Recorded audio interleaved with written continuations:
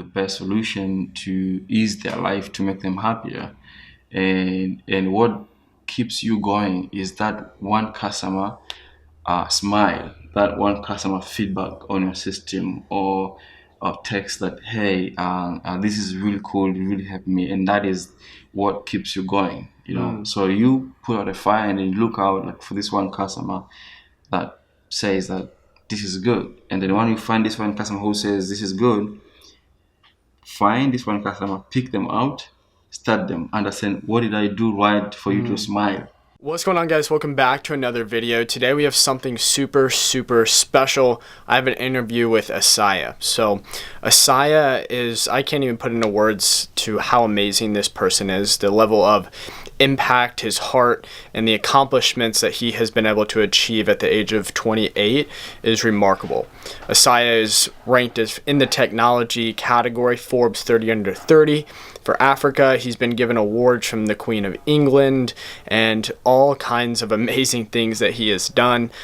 He's an entrepreneur, he's a visionary, and from coming from a tough upbringing to being able to build businesses and make this, do the things that he's been able to do in his life is incredible. And so I wanted to bring him on to the channel. You might be watching this on YouTube or a podcast. This is going to be our very first podcast episode.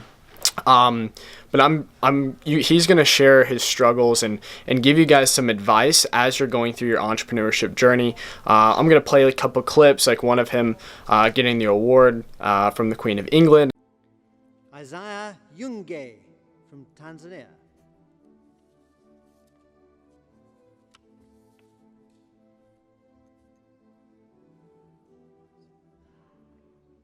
Anyways, this interview is really amazing, so I encourage you to really pay attention and watch this. And I've had the luxury to hang out with Isaya this last week, and it's crazy how the universe works, because my partner Cody Harvey, which he'll be on the channel here soon, he's amazing as well. You guys will really love that. But he was in Shenzhen.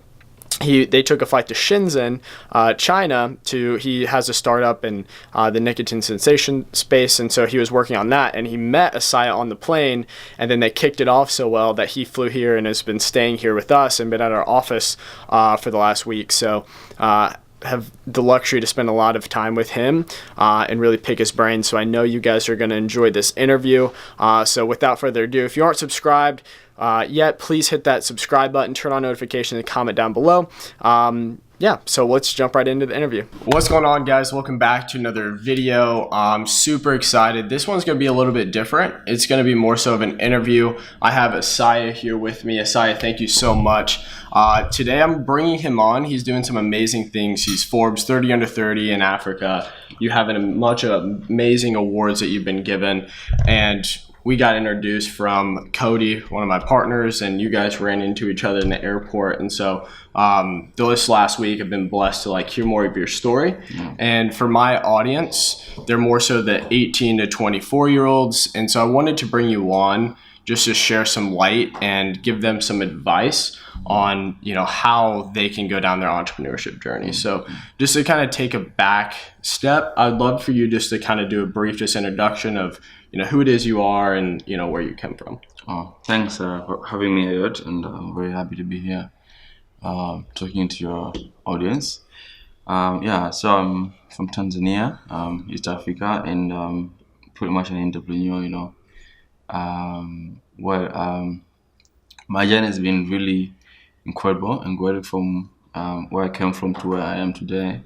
It's been a bit shaky, but on the way, I realized that one of the only way that to impact my own life and others is through self-empowerment, and that for me was the journey of entrepreneurship, become my way to empower my life, myself, and people around me.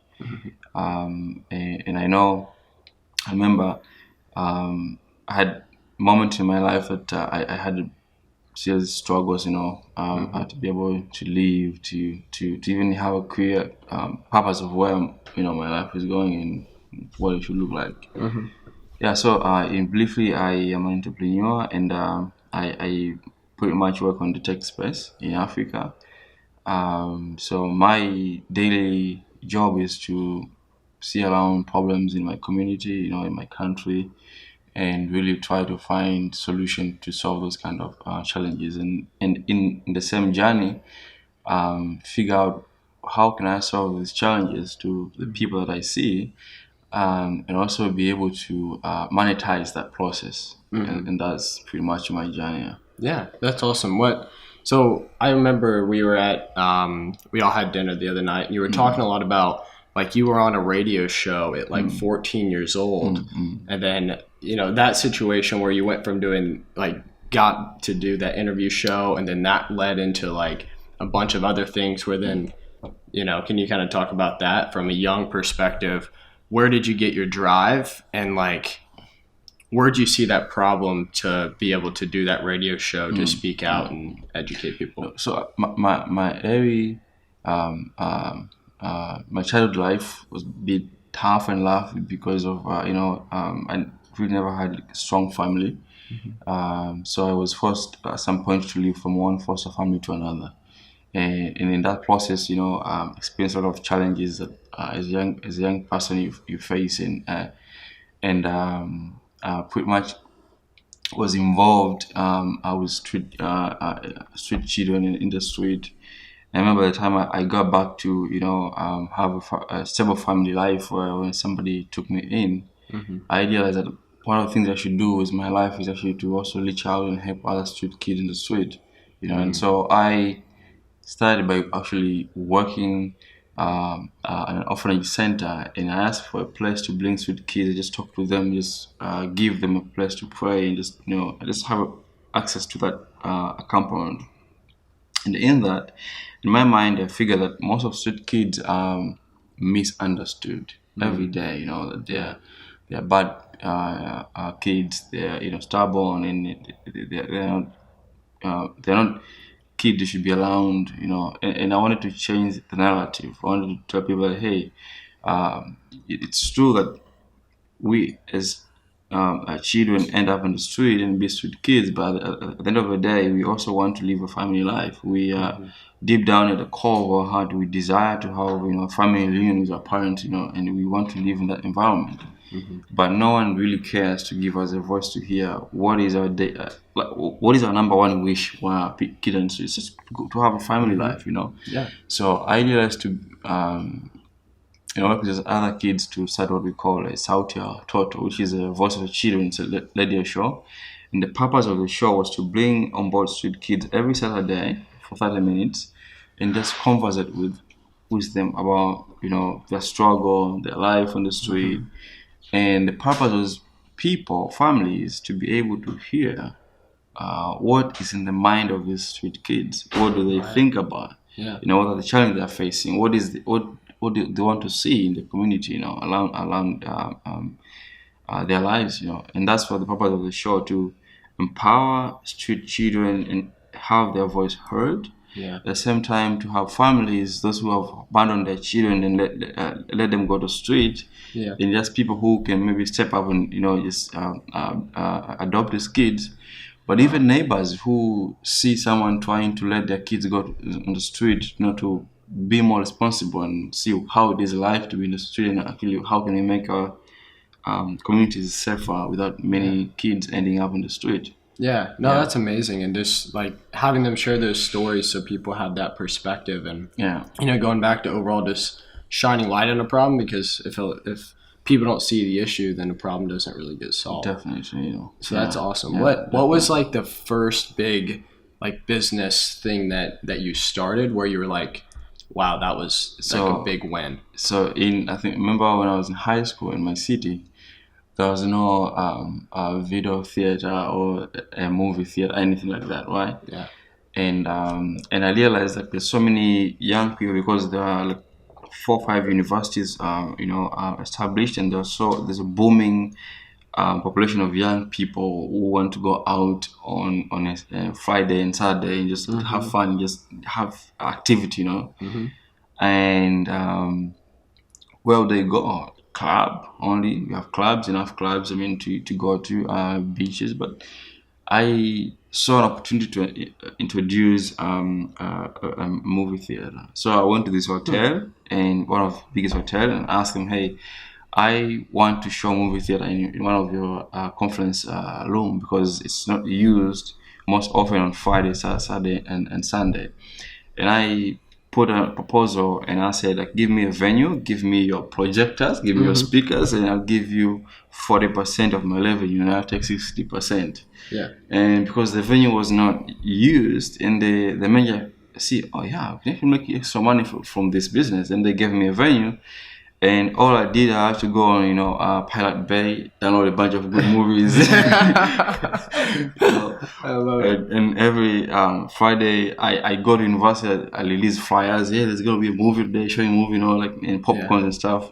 And I told a friend of mine to, prepare popcorns, and so we'll show movies, and at the door we'll sell popcorns. Yeah. And that was actually one of my money making machine when I was in high school. I made a lot of money with business, So I mean, it was that's how I see something that is missing, and I want to do something about it. And that's how I was build my business actually. Yeah, no, that's awesome. And what would you say? Because some people, you have a very innovative mind. Like what you built for Cody. You met him, and then you came here, and he had this notebook that you just put your phone on, and it charged it with his name, which is so cool. But I feel like, especially traditional education, it tends to put people's mind in a box sometimes, growing up. So what can activities that that young kid that wants to start that business be doing to start thinking in the mind of how can I look at something and identify where the flaws are to where I can come in and solve that problem? Does that make sense? Yeah. One thing I would say is and this is if you have young siblings, you have kids, number one thing you should do is let your kids play with their toys. Let your kids play with nature.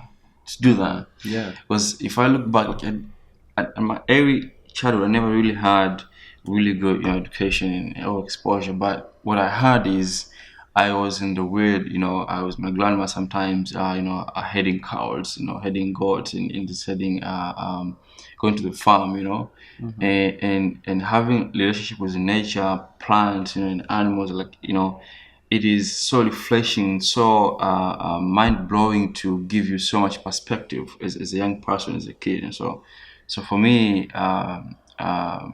it's true that education. I don't know. I've never. I feel like education is not really what we have today, which has to be changed a lot more. Is a bunch of inputting theories and thought into people's mind. My desire of a good education would be an education that doesn't input things. Okay, are you Christian? Yeah, no. So I believe that we are made by God, and God is one of the master creator, right? Yeah. Imagine God gives out in the word Elliot Drake 1.0. You just original flesh, your masterpiece. Yeah. Do you think God did not input things in your brain for you to do on earth? For a man like myself at university to start inputting things in your brain. People come fully loaded. Yeah. And I feel like the education should be less more inputting things into our mind, but trying to extract what is in people's mind. Trying to prepare kids and young people to be so much confident to express out their thought, their idea, because there's so much going on in people's mind, but our universities, our schools, oh no, that's not right. This theory by somebody is the right way, you know. And I feel like everyone is programmed different, and everyone comes out with a brain that has so much to offer to humanity. And if it's good to have people have knowledge, but the number one thing I want to see and I desire, which empower entrepreneurship thinking, is think about most of great entrepreneurs are university dropout. Why do you think that is? It's because not only because they're laborers, because deep down in their heart, in their brain, they have something that they need to give out. Yeah. And the county system that we have, education system, is not really serve them the best. Right. So I think finding a thin line to combine between the two and allow people to output their God-given talent, their God-given purpose and mission. There's something God has put in your life that you have to bring out, and that is uniquely yours, and that is unique. No Harvard, no any school can tap that, can make you be that. Yeah. That's what I believe. No, that's amazing. So like listening to yourself and knowing yourself and Definitely. and going for it. Yeah. I love it. Yeah. How would you describe the journey of entrepreneurship? Oh, the journey of entrepreneurship, an interesting journey. The journey of an entrepreneur. Let me give you an example. I always have to use this imagery. Do you know firefighters? Mm-hmm. Yep. So the journey of entrepreneurship is like a firefighter's day, from morning to evening. Yeah. Wake up, you're at home, or you're in office. You're having a coffee and breakfast. Good day. Sun is really perfect. Kids are playing out, and it's an off day. And then suddenly, a phone rings. Hey, this house in 44 Street is on fire. Yeah. You have to drop out the coffee, put on your suit, and lash out to put out fire. Yeah. It was a perfect day. It was a good day. Everything was fine. But then all of a sudden there's fire. You have to go and put it out.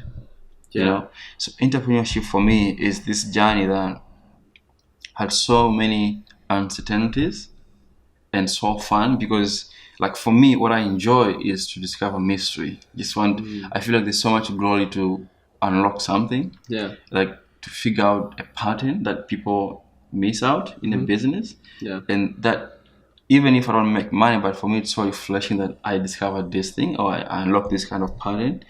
And that's how you always have to go out and expecting something to happen, was a good or bad, but put out the fire. So entrepreneurship, every time in your day, in your business, fire is going to erupt. The system crashes. Clients drop out. Client ask for refunds. You find a new problem that no one is solving. You find a problem that people are solving it the wrong way, and you have to step out like a firefighter and just find the best solution possible in the market and put out, so that the fire in people's life is off. And the fire, when I use this example, is like the fire that you put out is the pain that clients have. That's the fire you have to put out. Like if you find a needle that your customers have, like the pain that you have, and your solution become the oxygen or that substance that put out that pain, that is for me define who is an entrepreneurship. Always out looking for fire in customers and put them out, so they can have a peaceful life. And that's what. Wow. Yeah, that's amazing. That answers it. Let's kind of wrap this up. I know you got to go. You got to get on a flight here. But what would you end? So what is like one piece of advice you'd give someone running a business or looking to start a business? Yeah. What is that one piece of advice that they should be focusing on?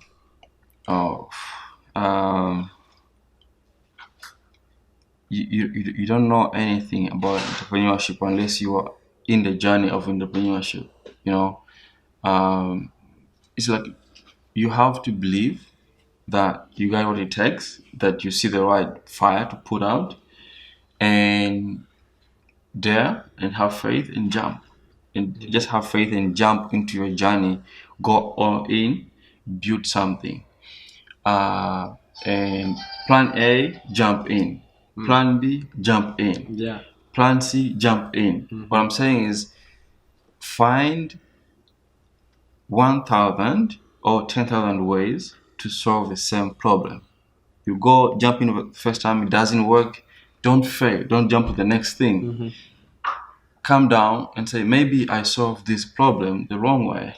Jump in differently. Right. Until you fly in mid-air, then you have to find a way for you to fly and just have balance and just take off. Yeah. So have faith as an entrepreneur because it's not easy. It's hard.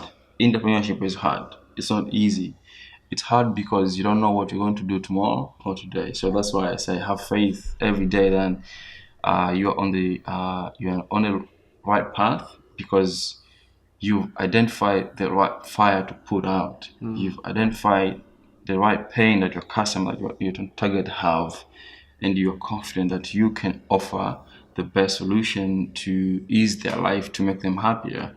And what keeps you going is that one customer smile, that one customer feedback on your system, or text that, hey, this is really cool, you really helped me, and that is what keeps you going. So you put out a fire and then you look out like for this one customer that says that this is good, and then when you find this one customer who says this is good, find this one customer, pick them out, start them, understand what did I do right for you to smile, and then understand that and double that for other more customers, and that's how you find your way to fly and take off really well. I love it. That's amazing advice. And I think one big thing, and we'll wrap it up, is that I find a lot is when I talk to students and have these calls with people on my audiences, their biggest hurdle is just starting. They're scared. They spend months at a time just watching YouTube videos and things when they already have and they know what they need to do, but they're just scared to start. And I found, like, personally, because I'm young, I'm still learning, I'm only 20 years old, is that the biggest lessons and the biggest growth that I've had is just by starting and making those mistakes. One thing about YouTube videos, not all entrepreneurs, they will tell you the truth on YouTube videos. Some entrepreneurs, they won't tell you 100% how they do the stuff and how they make money and because they don't want competition. They give you content to mislead you so that they don't have much competition. What I'm saying is, don't be scared when you're watching YouTube videos and stay there months.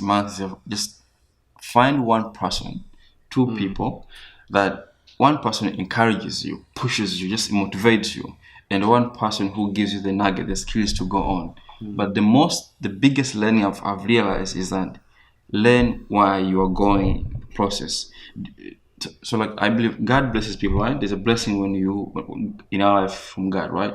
But guess what? God will never bless you when you are sitting on a chair waiting for miracles. God blesses you when you wake up in the morning, you're on a treadmill, you are on the process to become the best fighter. When you're training, then God blesses you in that journey. You must be on the process for you to learn a new trick and to be successful. So get off YouTube videos, like listen videos, and then once you have one video, go out and apply what you've learned.